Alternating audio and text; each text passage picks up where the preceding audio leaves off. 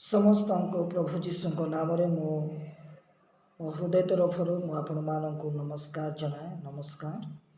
आशा करुच्छी आपण माने समस्त प्रभुंकर अनुग्रह भलरे थे,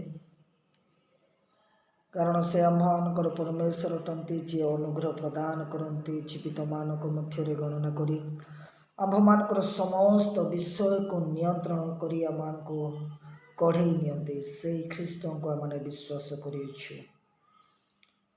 प्रभु का नाम गौरव हो। ए समय देते आपण मान मध्य किछि विषय आलोचना करी आपण मानू कहवा निमंते प्रिय मोर भाई और भौणी मैंने आम्भे मैंने ख्रीष्ट को विश्वास करिछु, जानिछु ख्रीष्ट आम उद्धारकर्ता परमेश्वर अटंती। से होछंती आम्भ मानकर उद्धारकर्ता, से होछंती आम्भ मानकर प्रभु, से होछंती आम्भ मानकर राजा मानकर राजा आउ प्रभु मानकर प्रभु, से होछंती आम्भ मानकर मृत्युंजय परमेश्वर। से ख्रीष्ट को इस समय माने चिंता करिया, से ख्रीष्ट को नेकी तांकर विषय किछि हम आलोचना करिबा।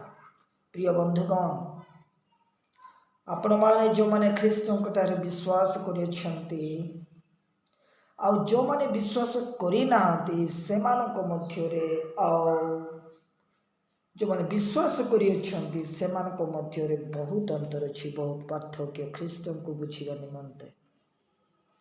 आउ या निराट सत्य तो ए समय किछि चिंता करिबा। जो ख्रीष्ट को दुई गोटी समय सीमा मध्य विभक्त करा जायथिबा माने देखुछु बाइबल मध्य गोटे जीशु ख्रीष्ट को समय सीमा देखुछु। से समय सीमा को आमाने जानिबा ता पूर्ववर्ती समय सीमा कौन आ से समय समय मध्य जीशु ख्रीष्ट उपस्थिति आविर्भाव तांकर रूप वर्ण रंग तांको कथबार्ता तांकर समस्त वेशभूषा केमिति अच्छे से विषय को आम चिंता करवा, जहाँकि पवित्र वाक्य लिखा जाइए। ए विषय को चिंता करने पूर्व मु ख्रीस्टीय भाई भौणी माने आपण मानू ये वाक्य द्वारा मु कहवाई चाहूँगी जे यही वाक्य शिखिबा द्वारा आम्भे माने आमर जीवन को सदा प्रभु ठारे से ख्रीष्ट ठारे दृढ़ीभूत करूछु। या अन्य मानक कहवाई ना, अन्य मान को लीड करने नुह, प्रथमतः आम्भ मानकर जीवन से ख्रीष्ट ठारे अधिकार अधिका दृढ़ीभूत होछि। अविश्वास करुछु वास्तव में से ख्रीष्ट आम्भ मानकर परमेश्वर अटंती, जे कि आम्भ मान को उद्धार करने निमंते योग्य अटंती, योग्य परमेश्वर अटंती। से विषय को तो देखंतु दुई गोटी टाइम पीरियड को नहीं आम कथा हो समय आम चिंता करुचे। समय प्रथम टाइम पीरियड जदि चिंता करवा जीशु ख्रीष्ट जन्म, भिन्न भिन्न मत बहुत स्कॉलर्स मानकर रही। केते जन स्कॉलर्स माने कहते BC 6 रे जीशु को आविर्भाव जन्म ग्रहण मनुष्यत्व भाव मनुष्य भाव पृथ्वी मध्य धराधाम। अब केते जन स्कॉलर्स माने कहते नाई 4 BC रे जीशु ख्रीष्ट को जगत को आसिले, तार अर्थ 4 ख्रीष्ट पूर्व से समय टाइम पीरियड देउछंती। ए टाइम पीरियड रे जीशु ख्रीष्ट एही पृथ्वी को आसी अछंती, या जन्म ग्रहण करिछंती। हेले से टाइम पीरियड रु जीशुकर क्रूसर्पित पर्यंत गोटे समय सीमा देखुछु। जितेबाला से समय देखुछु आमने जीशु जन्म हेले, जीशु बढ़िले, जीशु कार्य करबा आरंभ कले, लोक मान समाज लोक मान सहित रहिले, समाज रे रहिले, समाज रे लोक मान को शिखाइले नाइ कि।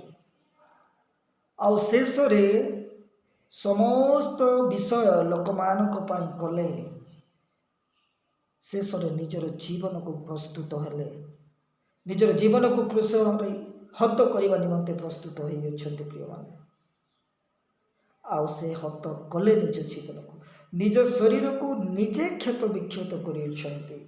जीशु जानिकी निज शरीर को शत्रु मानक हस्त रे समर्पण करिछन्ति, कारण बलिर आवश्यकता थिला यह माने विश्वास करिछु। जीशु को क्रूसविध हेबा या पितांक इच्छा, से इच्छा को साधन करने निमंते ही यीशु এই জগত মধ্যକୁ ଆସିଲେ ଯାହାରି ଫଳରେ ମନୁଷ୍ୟ ସମାଜ ଉଦ୍ଧାର ପ୍ରାପ୍ତ ହେବ। ତ ମୋର ପ୍ରିୟ ଭାଇ ଓ ଭଉଣୀମାନେ, এই ସମୟ এই ଟାଇମ୍ ପିରିୟଡ଼ ମଧ୍ୟରେ ଯେଉଁ ଖ୍ରୀଷ୍ଟଙ୍କୁ ଆପଣମାନେ ଦେଖୁଛନ୍ତି ୟା ଜାଣୁଛନ୍ତି, ସେଇ ଖ୍ରୀଷ୍ଟ ଅତି ନିରୀହ ମେଷ ଶାବକଙ୍କୁ ଦେଖୁଛନ୍ତି ଆପଣମାନେ, ଯିଏକି କାହାକୁ କିଛି କହୁନାହାନ୍ତି, ୱିଦାଉଟ୍ ମିଷ୍ଟେକ୍, କିଛି ଭୁଲ ହେଇନି ତାଙ୍କର। ସେ ପାଇଲଟ ଆଗରେ ତାଙ୍କୁ ଅର୍ପଣ କରାଯାଉଛି, ସେ ହେରୋଦଙ୍କ ସାମ୍ନାରେ ତାଙ୍କୁ ପେଶ କରାଯାଉଛି। ସେହି ସମୟରେ ମଧ୍ୟ ଯୀଶୁ ଖ୍ରୀଷ୍ଟ କିଛି କହୁନାହାନ୍ତି, ତଥାପି ମଧ୍ୟ ବିନା ତ୍ରୁଟିରେ ବିନା ଭୁଲରେ ଯୀଶୁ ଖ୍ରୀଷ୍ଟଙ୍କୁ କ୍ରୁଶବିଦ୍ଧ କରିବା ନିମନ୍ତେ ଲୋକମାନେ ଚିତ୍କାର କରୁଛନ୍ତି, ଖାସ କରି ସେଇ ସାଧୁକୀ ଆଉ ଫାରୁସୀ ଲୋକମାନେ। ସେଇ ଯୀଶୁଙ୍କର ଲୋକମାନେ, ସେଇ କମ୍ୟୁନିଟି ଲୋକମାନେ, ଯେଉଁ କମ୍ୟୁନିଟିରୁ ଯୀଶୁ ବିଲଙ୍ଗ କରୁଥିଲେ, ସେଇ କମ୍ୟୁନିଟି ଲୋକମାନେ ସେମାନେ ଚିତ୍କାର କରୁଛନ୍ତି ଯେ ଏଇ ଲୋକଟାକୁ ମୃତ୍ୟୁଦଣ୍ଡ ଦିଆଯାଉ। ମୃତ୍ୟୁ ହେଲା, ତାଙ୍କୁ କ୍ରୁଶବିଦ୍ଧ କରାହେଲା, ତାଙ୍କୁ କବରସ୍ଥାୟୀ କରାହେଲା। ଯୀଶୁଙ୍କ କହିବା ଅନୁସାରେ ଭବିଷ୍ୟତବାଣୀ ଗୁଡ଼ିକ ଯାହା ଯାହା ଲେଖାଯାଇଥିଲା ଯୀଶୁଙ୍କର ମୃତ୍ୟୁବରଣ, ଯୀଶୁଙ୍କର ଜନ୍ମ, ଯୀଶୁଙ୍କର ପୁନରୁତ୍ଥାନ ବିଷୟରେ, ଆଉ ଯୀଶୁ ପୁନରୁତ୍ଥିତ ହେଲେ ଯୀଶୁଙ୍କର ପୁନରୁତ୍ଥିତ ପରେ ତାପରେ ଯାହା ଆମେ ଦେଖୁଛୁ ସେଇ ବିଷୟଟା ରେଭିଲେସନ୍, ଦ ବୁକ୍ ଅଫ୍ ରେଭିଲେସନରେ ବହୁତ ଭୟଙ୍କର ଭାବରେ ବର୍ଣ୍ଣନା କରାଯାଇଅଛି। ତାର ଅର୍ଥ 32-33 AD ସମୟର ଖ୍ରୀଷ୍ଟ, ସେଇ ସମୟର ଖ୍ରୀଷ୍ଟ, ଏହି ସମୟରେ ଯୀଶୁଙ୍କୁ କ୍ରୁଶବିଦ୍ଧ କରାଯାଇଥିଲା। ଆଉ ସେହି ସମୟରେ ରୋମାନ ଗଭର୍ଣ୍ଣମେଣ୍ଟ ଥିଲା। ବୁଝିବା ପାଇଁ ଚେଷ୍ଟା କରନ୍ତୁ। ଯୀଶୁଙ୍କର କ୍ରୁଶବିଦ୍ଧ ସମୟ ହେଉଛି 30ରୁ 33 AD ଖ୍ରୀଷ୍ଟାବ୍ଦ ସମୟରେ ଯୀଶୁଙ୍କୁ କ୍ରୁଶବିଦ୍ଧ କରାଯାଇଥିଲା। ଆଉ ଏ ଯୀଶୁ ପୁନରୁତ୍ଥିତ ହେଲେ 3 ଦିନ ପରେ। ଆଉ ତାଙ୍କର ଶିଷ୍ୟ ଯେତେବେଳେ ଯୀଶୁ ଜଗତ ମଧ୍ୟରେ ଥିଲେ, ସେହି ସମୟରେ ତାଙ୍କର ଶିଷ୍ୟ ଯିଏ ଥିଲେ ଜହନ, ଏଇ ଯୀଶୁଙ୍କ ପାଇଁ, ଯୀଶୁ ତ ମୃତ୍ୟୁବରଣ କଲେ, ଯୀଶୁ ପୁନରୁତ୍ଥିତ ହେଲେ, ସ୍ୱର୍ଗାରୋହଣ କରିଅଛନ୍ତି। ଏବେ ସେଇ ଯୀଶୁଙ୍କର ସାକ୍ଷୀ ହେଇ ଯେତେବେଳେ ଜହନ ପ୍ରଚାର କରୁଛନ୍ତି, ଲୋକମାନଙ୍କୁ ଉତ୍ତମ ରାସ୍ତାରେ ଲିଡ୍ କରୁଛନ୍ତି, ଅନେକ ବିଦ୍ରୋହୀମାନେ ତାଙ୍କୁ ଧରିକି ଦଣ୍ଡ ଆଦେଶ କରାଇଲେ। ଆଉ ଏଇ ଜହନଙ୍କୁ, ଶିଷ୍ୟ ଜହନଙ୍କୁ ନେଇକି ପାତ୍ମୋସ ଦ୍ୱୀପରେ ୟାକୁ ରଖାଗଲା। ଯେତେବେଳେ ପାତ୍ମୋସରେ ଏଇ ଜହନ ଅଛନ୍ତି, ସେଇ ସମୟରେ ସେଇ ଯୀଶୁଙ୍କୁ ଦେଖୁଅଛନ୍ତି, ଯେଉଁ ଯୀଶୁଙ୍କ ସହିତ ସେ ବସବାସ କରୁଥିଲେ, ରହୁଥିଲେ, ବୁଲୁଥିଲେ। ସେଇ ଯୀଶୁଙ୍କର ଅବସ୍ଥା ଏଇ ଜାଗାରେ ବର୍ଣ୍ଣନା କରାଯାଇଛି, ଯାହାର କି ଟାଇମ୍ ପିରିୟଡ଼ ଆମେ ଯଦି ଚିନ୍ତା କରିବା, ଦେଖିବାକୁ ପାଉଛୁ ହିଷ୍ଟୋରିକାଲ ଏଭିଡେନ୍ସ ଅନୁସାରେ 95 to 96 AD। এই ସମୟ ସୀମା, এই ସମୟ ଭିତରେ ସେଇ ଯୀଶୁଙ୍କୁ ଯେତେବେଳେ ଆମେ ପଢ଼ୁଅଛୁ, ଦେଖୁଅଛୁ, ପ୍ରକାଶିତ ବାକ୍ୟ ଦାନିଏଲର 7ରୁ ଖାସ କରିକି 7 ପର୍ବରୁ 12 ପର୍ବ ମଧ୍ୟରେ ଭୟଙ୍କର ରୂପ ରଙ୍ଗ ନେଇକି ଯୀଶୁଙ୍କ ବିଷୟରେ ଆମେ ଦେଖିବାକୁ ପାଉଛୁ। ଯାହା ଯାହା ଘଟୁଛି, ଯାହା ଯାହା ଘଟିବାକୁ ଯାଉଛି, ଖାସ କରିକି ଜିଏଜିକଲ ପୁସ୍ତକ, ଦାନିଏଲ ପୁସ୍ତକରେ ବର୍ଣ୍ଣିତ କରାଯାଇଅଛି। ଆଉ ଦାନିଏଲ ପୁସ୍ତକ ଆମେ ଯେତେବେଳେ ପଢ଼ୁଅଛୁ, ଜିଏଜିକଲ ପୁସ୍ତକ ଯେତେବେଳେ ପଢ଼ୁଅଛୁ, ପ୍ରକାଶିତ ବାକ୍ୟ ଜହନଙ୍କ ଲିଖିତ ଏହି ପ୍ରକାଶିତ ବାକ୍ୟକୁ ଯେତେବେଳେ ପଢ଼ୁଅଛୁ, ଏଇ ଜିନିଷ, ଏଇ ବାକ୍ୟ ଗୁଡ଼ିକ ଆମ୍ଭମାନଙ୍କୁ କହୁଛି କ'ଣ ଘଟିଅଛି, କ'ଣ ଘଟୁଅଛି, ଆଉ କ'ଣ ଘଟିବା ପାଇଁ ଯାଉଛି, ସେଇ ସମୟକୁ ନେଇକି ବର୍ଣ୍ଣିତ କରାଯାଉଛି। ସେଇଠି ୟା ସେଇ କିତାବ ୟା ସେଇ ପୁସ୍ତକ ଗୁଡ଼ିକ ସେଇ ଆଗକୁ ଯାହା ଘଟିବ, ଘଟିଅଛି ଆଉ ଘଟିଥିଲା ସେଇ ବିଷୟକୁ ନେଇକି ଆମମାନଙ୍କୁ କହୁଅଛି।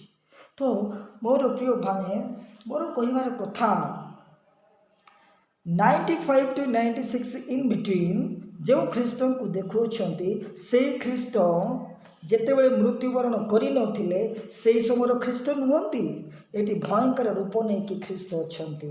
ଏହା ପ୍ରକାଶିତ ବାକ୍ୟ ପ୍ରଦାନ କରୁଅଛି। ପ୍ରକାଶିତ ବାକ୍ୟ କହୁଛି କ'ଣ? ତାଙ୍କର ଶିଷ୍ୟ ତାଙ୍କର ଚେଲା ସେ ଯୀଶୁଙ୍କ ସହିତ ରହୁଥିଲା, ଖାଉଥିଲା, ବସବାସ କରୁଥିଲା, ବୁଲାବୁଲି କରୁଥିଲା, ସବୁ ଆଶ୍ଚର୍ଯ୍ୟ କର୍ମ ଯାହା ବି ଦେଖୁଥିଲା ନର୍ମାଲ ୱେ ଯୀଶୁଙ୍କୁ ଦେଖିଥିଲା। କିନ୍ତୁ ଏଇଠି ସେ ଯେତେବେଳେ ଦର୍ଶନ କରୁଅଛି ସେ ନିଜେ ଜାଣିପାରୁନାହିଁ ଯେ ସେ କିଏ। କହୁଅଛି କ'ଣ? ତାର ପ୍ରକାଶିତ ବାକ୍ୟର 2 ପର୍ବରେ ଏପରି ଲେଖାଯାଇଅଛି ଯେ ଆପଣ ଦକ୍ଷିଣ ହସ୍ତରେ ସପ୍ତ ନକ୍ଷତ୍ରକୁ ଧାରଣ କରିଅଛନ୍ତି ଓ ସପ୍ତ ସୁବର୍ଣ୍ଣ ପ୍ରଦୀପ ମଧ୍ୟରେ ଗମନାଗମନ କରୁଅଛନ୍ତି। ଏଇପରି ଜଣକୁ ଦେଖିଲା। ଜହନ ଦେଖୁଛି ତାର ରେଭେଲେସନ ତାର ଚାପ୍ଟର 2:1 ମଧ୍ୟରେ ସେ ବର୍ଣ୍ଣନା କରି କହୁଛି କ'ଣ?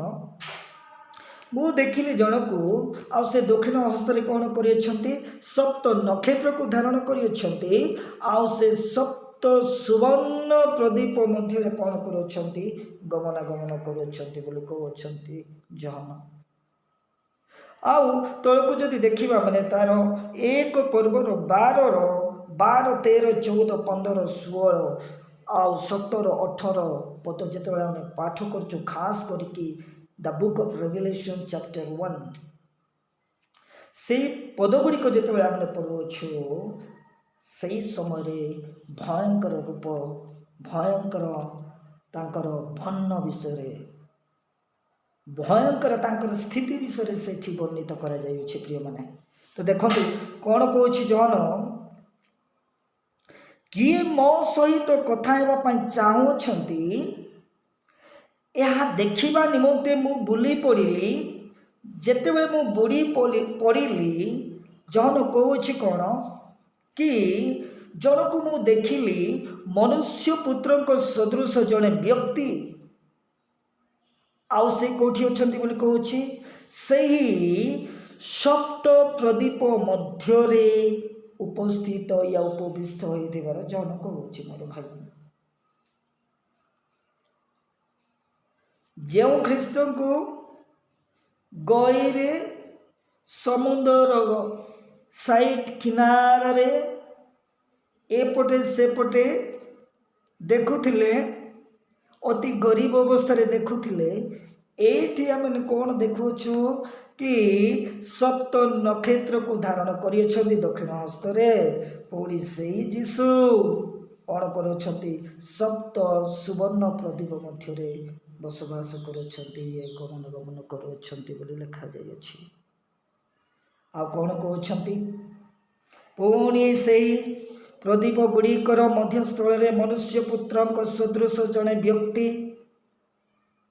ସେ ପାଦ ପର୍ଯ୍ୟନ୍ତ ବସ୍ତ୍ରରେ ଆଚ୍ଛାଦିତ ଥିଲେ ଏବଂ ତାଙ୍କର ବକ୍ଷସ୍ଥଳରେ ସୁବର୍ଣ୍ଣ ପଟୁକା ଦ୍ୱାରା ବେଷ୍ଟିତ କରାଯାଇଥିଲା।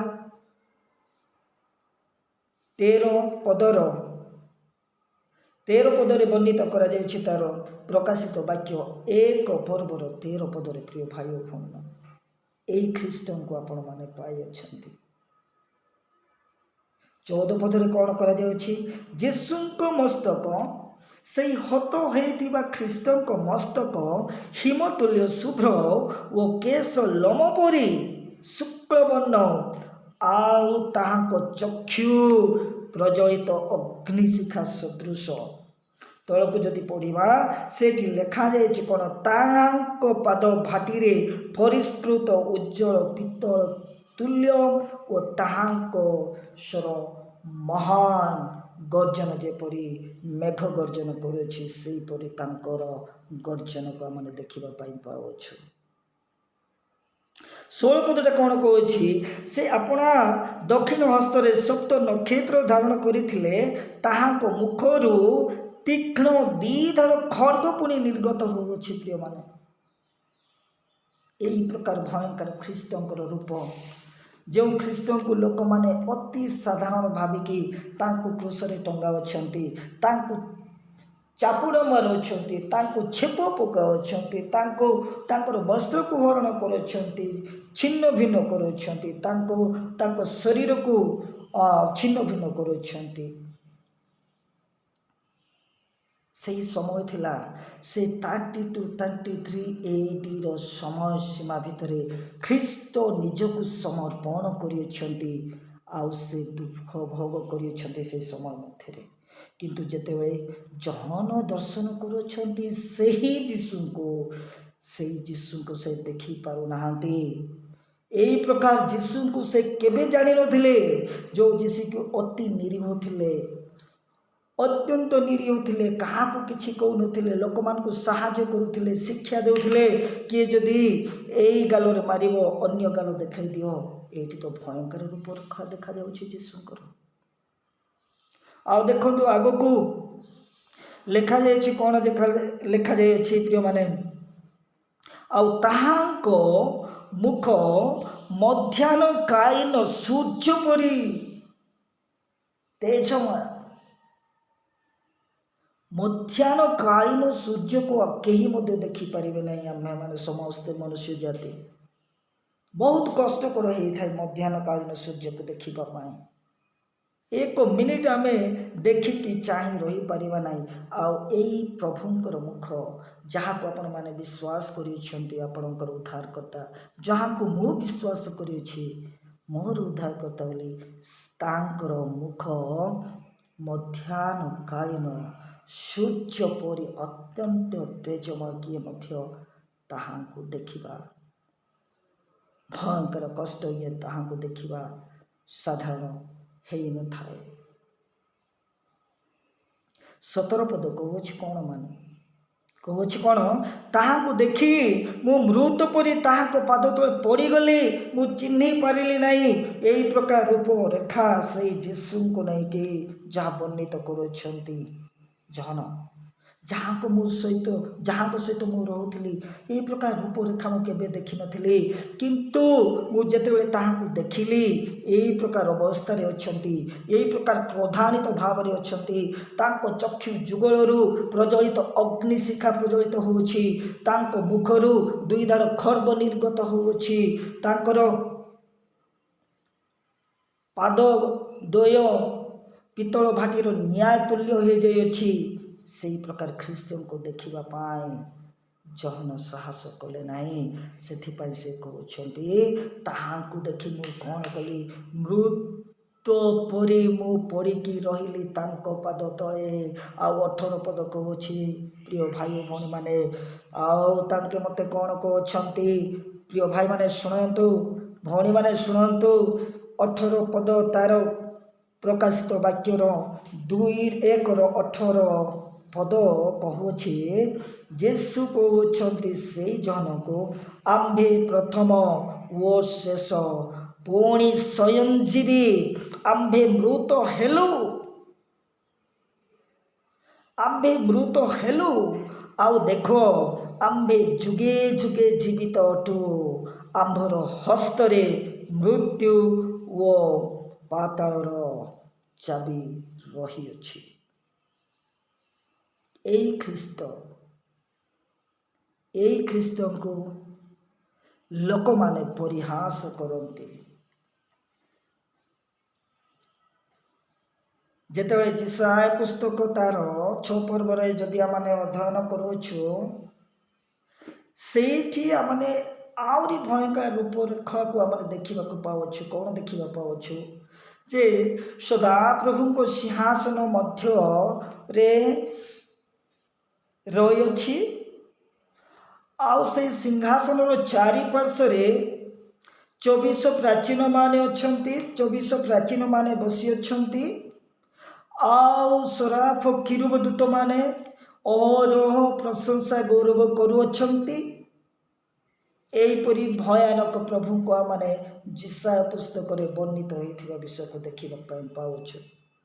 ଆଉ ସେଇଠି ଗୋଟେ ଜୀବ, ସ୍ୱର୍ଗର ଜୀବଙ୍କୁ ଦେଖିବାକୁ ପାଉଛୁ। ବାପା, ମୋର ପ୍ରିୟ ବାପା ଓ ଭାଇ ଭଉଣୀମାନେ, ସେଇ ଜୀବ ହେଉଛନ୍ତି, ତାଙ୍କର ନାଁ ଦିଆଯାଇଛି କ'ଣ, ସରାଫ। ସେଇ ସରାଫ ଯେଉଁମାନେ ପ୍ରଭୁଙ୍କର ଗୁଣ, ପ୍ରଭୁଙ୍କର କୀର୍ତ୍ତନ କରୁଛନ୍ତି, ସେମାନଙ୍କ ରୂପକୁ ଅତ୍ୟନ୍ତ ଭୟାନକ ଭାବରେ ବାଇବଲରେ ବର୍ଣ୍ଣନା କରାଯାଇଅଛି। ସେଇ ସରାଫ ମାନଙ୍କର 6 ଗୋଟି ପକ୍ଷ ପୁଣି ରହିଅଛି। दुई गोटी पक्षर से माने उड़ुछंती दुई गोटी पक्षर से माने निजर चक्षु को निजर मुह को आच्छादन करुछंती आ दुई गोटी पक्षर से माने कौन करुछंती निजर पाद को से माने कवर करुछंती आच्छादन करुछंती। यही प्रकार प्राणी माने से जीशुंकर उपासना करुछंती। यही प्रकार प्राणी माने जीशुंकर कीर्तन करुछंती। मोर प्रिय भाई और भौणी माने यही वाक्य द्वारा आम जाना पाऊँ जीशुंकर उपस्थित से स्वर्ग सिंहासन रे जीशुंकर रूप रेखा आमने यही वाक्य द्वारा आम जाना पाऊँ से केबे माने निराश होगा ना केबे माने हताश होगा ना से ख्रीष्ट आंभ मानकर मृत्युंजय परमेश्वर टंती बहुत जल्दी आंभ मान को नेबा पाई आसुअछंती। प्रकाशित वाक्य यह मान को प्रकाश करे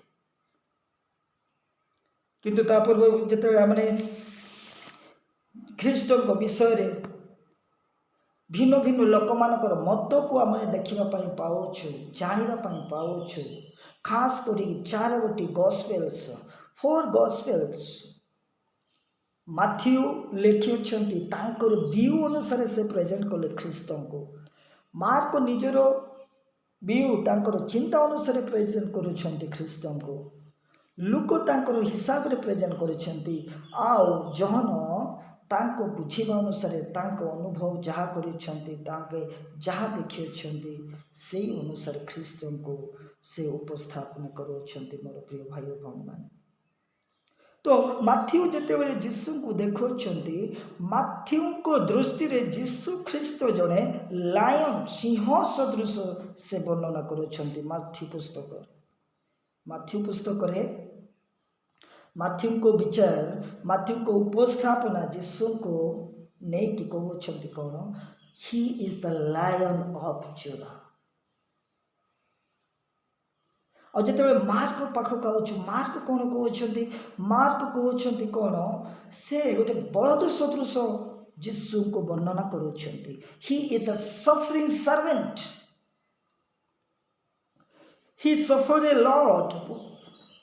जीशु कौन कले बहुत कष्ट जेपरी बलद आम कष्ट करें सेपरी जीशु ए मनुष्य समाज को उद्धार करने निमंते निजर कांधरे समस्त मनुष्य समाज पाप को नहीं खाली क्रूस रे निज को हतले जेपरी बलद को आम व्यवहार करि चाष करने अनाज उगाइवाई आ से अनाज नहेले आम केवे बंची पारे ना सेहीपरि जीशु मध्य आंभ मान उद्धार करने निमंते बंचाइबा निमंते आंभ मानकर समस्त प्रकार क्लेश पाप दुख कष्ट निज कांध उपर रहीकि आम को रक्षा कले निजर जीवन को देखी।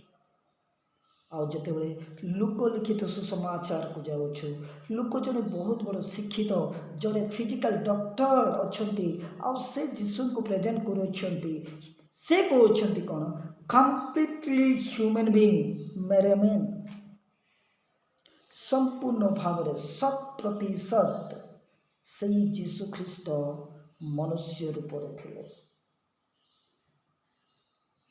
लुक कहते लुक लिखित सुसमाचार जिते मैंने पढ़ुछु से लुक उपस्थापना ख्रीष्ट को लेकिन या ख्रीष्ट को विषय लुक कहते कौन कि संपूर्ण मनुष्य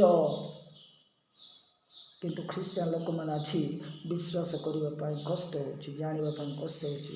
प्रिय मैंने आपण मैंने जानापी चेष्टा करते जाना आवश्यक बाइबल को ऊपर हिस्सा जानिले किछि हो पारिबो नहीं आमको भीतर को जावाक पड़ो हेले ही आम प्रभुंकर वाक्य को निगूढ़ भाव माने गभीर भाव आम जाना पड़ो आ जानिले ही आम मैंने वास्तव जिनसटा कौन कौन होती से जिनसटा को आम जापर आग को आम बढ़ी पार। आ जहन को विषय जहन लिखित सुसमाचार सिनेप्टिक गॉस्पेल जो आम देखु जहन भिन्न रूप देउछंती जीशु ख्रीष्ट को जहन को उपस्थापना जीशु को लेकिन ଭିନ୍ନ ଭାବରେ ସେ କହୁଛନ୍ତି। ସେ କହୁଛନ୍ତି ଇଗଲ୍, ଗରୁଡ଼ ପକ୍ଷୀ ସଦୃଶ ଯୀଶୁଙ୍କୁ ବର୍ଣ୍ଣନା କରିକି ଏହି ଜହନ ପ୍ରକାଶ କରୁଛନ୍ତି। ପ୍ରିୟମାନେ, ସେଇ ଖ୍ରୀଷ୍ଟ ଯେ ଥିଲେ, ଅଛନ୍ତି, ଆଉ ରହିବେ। ସମୟ ଥିଲା, ନିଜର ସମୟ, ସେଇ ଜନ୍ମ ହେବା ସମୟ ଠାରୁ, ସେଇ 4 BC ଠାରୁ ଆରମ୍ଭ କରିକି 32-33 AD ପର୍ଯ୍ୟନ୍ତ ସମ୍ପୂର୍ଣ୍ଣ ଗୋଟେ ନିରୀହ ମନୁଷ୍ୟ ପରି ରହିଲେ, ଜଣେ ନିଖୁଣ୍ଟ ମେଷ ଶାବକ ହେଇକି ରହିଲେ। କ'ଣ ପାଇଁ ରହିଲେ ପ୍ରିୟମାନେ? ଆମ୍ଭମାନଙ୍କର ପାପକୁ ନିଜେ ଆପଣା କାନ୍ଧରେ ବହିକି କାଲଭାରୀ କ୍ରୁଶକୁ ନେଇକି ଯିବା ପାଇଁ, ନିଜକୁ ହତ କରି ଆମମାନଙ୍କୁ ରକ୍ଷା କରିବା ନିମନ୍ତେ ସେହି ପ୍ରକାର ରହିଲେ। ପରିତ୍ରାଣର କାର୍ଯ୍ୟ ସାଧନ କଲା ପରେ, ସମସ୍ତ ଶୈତାନର ସେଇ ମୃତ୍ୟୁର ନାହୁଡ଼କୁ ଭାଙ୍ଗିଲା ପରେ, ତାପରେ ଆମେ ଦେଖିବାକୁ ପାଉଛୁ ଯୀଶୁଙ୍କ ପୁନରୁତ୍ଥିତ ସମୟ ପରେ ଦେଖିବାକୁ ପାଉଛୁ ସେଇ ଖ୍ରୀଷ୍ଟଙ୍କୁ, ଯେଉଁ ଖ୍ରୀଷ୍ଟଙ୍କର ରୂପ ରଙ୍ଗ ଭିନ୍ନ। ଆଉ ସେଇ ଖ୍ରୀଷ୍ଟ ଆମମାନଙ୍କୁ କହୁଛନ୍ତି ଯେ ମୁଁ ଅତି ଶୀଘ୍ର ଆସୁଅଛି, ଆଉ ତୁମ୍ଭମାନଙ୍କୁ ମୋ ନିକଟକୁ ମୁଁ ନେଇକି ଯିବି। ମୁଁ ଯେଉଁ ଜାଗାରେ ରହୁଅଛି ସେଇ ଜାଗାରେ ମୁଁ ତୁମ୍ଭମାନଙ୍କୁ ନେଇକି ଯିବି। ଏହା ସେଇ ଖ୍ରୀଷ୍ଟଙ୍କର ଆଜ୍ଞା, ପ୍ରମିସ୍, ପ୍ରତିଜ୍ଞା ଆମ୍ଭମାନଙ୍କ ପ୍ରତି ରହିଅଛି। ପ୍ରିୟ ଭାଇ ଓ ଭଉଣୀମାନେ, ସେଥିପାଇଁ ଆମେ ଜାଗ୍ରତ ହେବା, ଆପଣା ଜୀବନକୁ ସମ୍ପୂର୍ଣ୍ଣ ଭାବରେ ପ୍ରଭୁଙ୍କ ଠାରେ ସମର୍ପଣ କରିବା, ତାଙ୍କୁ କହିଥିବା ବାକ୍ୟ ଅନୁସାରେ ଆମେ ଚାଲିବା। ପ୍ରଭୁ ଆମମାନଙ୍କୁ ନିହାତି ଅନୁଗ୍ରହ କରିବେ, ଦୟା କରିବେ। ଆମମାନଙ୍କର ପ୍ରତ୍ୟେକଟି ପରିସ୍ଥିତିରେ ତାଙ୍କରି ଆତ୍ମା ଆମମାନଙ୍କ ସହିତ ରହି ଆମମାନଙ୍କୁ ଉତ୍ତମ ପଥରେ କଢ଼େଇ ନେବେ। ଆଉ ଦିନ ଆସିବ, ଯଦି ପ୍ରଭୁଙ୍କର ଆଗମନ ହୁଏ, ଆମ୍ଭେମାନେ ରୂପାନ୍ତରିତ ହେଇକି ପ୍ରଭୁଙ୍କ ନିକଟରେ ତାଙ୍କୁ ଦେଖା କରିବା ନିମନ୍ତେ ମେଘମାଳରେ ଆମେ ତାଙ୍କ ପାଖକୁ ଯିବା। ଯଦି ଆମମାନଙ୍କର ମୃତ୍ୟୁବରଣ ହୋଇଅଛି, ପ୍ରଭୁଙ୍କର ତୁରିଧ୍ୱନି ଶୁଣିକି ଆମେ ଉଠିବା, ଆଉ ସେଇ ପ୍ରଭୁଙ୍କୁ ଆମେ ଦେଖା କରିବା। ଏହି ପ୍ରତିଜ୍ଞା ଖ୍ରୀଷ୍ଟ ଆମ୍ଭମାନଙ୍କୁ, ଯେଉଁମାନେ ତାଙ୍କଠାରେ ବିଶ୍ୱାସ କରିଅଛନ୍ତି, ସେହି ସମସ୍ତଙ୍କୁ ଦେଇଅଛନ୍ତି। ପ୍ରଭୁ ଗୌରବ ପାଆନ୍ତୁ। ଏହି ଛୋଟ ବାକ୍ୟ ଦ୍ୱାରା ଆମମାନଙ୍କୁ ସାହାଯ୍ୟ କଲେ, ସେହି ଭୟାନକ ରୂପକୁ ଦେଖିବା ପାଇଁ ଆମମାନଙ୍କୁ ଅନୁଗ୍ରହ କଲେ। ସେହି ପ୍ରଭୁ ଗୌରବ, ପୂଜା, ପ୍ରଶଂସା ପାଇବା ପାଇଁ ଯୋଗ୍ୟ। ବାହିନୀ ଗଣର ସଦାପ୍ରଭୁ ସେ ଅଟନ୍ତି। ଭୂତ ପ୍ରେତମାନେ ତାହାଙ୍କ ନାମ ଶୁଣିଲେ ଥରହର ହୁଅନ୍ତି, ଦେବାଦେବୀମାନେ ତାଙ୍କ ନାମରେ କମ୍ପିତ ହୁଅନ୍ତି। ସେଇ ରକ୍ତ, ସେଇ ଯୀଶୁଙ୍କ ରକ୍ତ ଆଜି ମଧ୍ୟ ଜୀବନ୍ତ ଅଛି, ଆଉ ସେଇ ଜୀବନ୍ତ ରକ୍ତରେ ଆମ୍ଭମାନଙ୍କର ପାପ କ୍ଷମା ଅଛି। ସେଇ ଜୀବନ୍ତ ରକ୍ତରେ ଆମ୍ଭମାନଙ୍କର ଉଦ୍ଧାର ଅଛି। ସେଇ ଜୀବନ୍ତ ରକ୍ତରେ ଆମ୍ଭମାନଙ୍କର ପରିତ୍ରାଣ ଅଛି। ସେଇ ଜୀବନ୍ତ ରକ୍ତରେ ଆମ୍ଭମାନଙ୍କର ସମସ୍ତ ବିଷୟର ସମାଧାନ ରହିଅଛି। ପ୍ରିୟମାନେ, ସେଥିପାଇଁ ପ୍ରଭୁ ଗୌରବ ପାଆନ୍ତୁ। ତାଙ୍କରି ଅନୁଗ୍ରହ ଆମ୍ଭମାନଙ୍କ ସହିତ ରହୁ। ପବିତ୍ର ଆତ୍ମା ଆମ୍ଭମାନଙ୍କ ସହିତ ରହି ଆମମାନଙ୍କୁ ଲିଡ୍ କରନ୍ତୁ, ଦୟା କରନ୍ତୁ। ଯୀଶୁଙ୍କ ପଥରେ ଚାଲିବା ନିମନ୍ତେ ସମସ୍ତଙ୍କୁ କୃପା କଲ୍ୟାଣ କରନ୍ତୁ। ଏହି ଛୋଟ ବାକ୍ୟ ଦ୍ୱାରା ପ୍ରଭୁ ଆମମାନଙ୍କର ସମସ୍ତଙ୍କର ସହବର୍ତ୍ତୀ ହେଇ ତାଙ୍କରି ପଥରେ କଢ଼େଇ ନିଅନ୍ତୁ। ଆମେନ୍, ଆମେନ୍।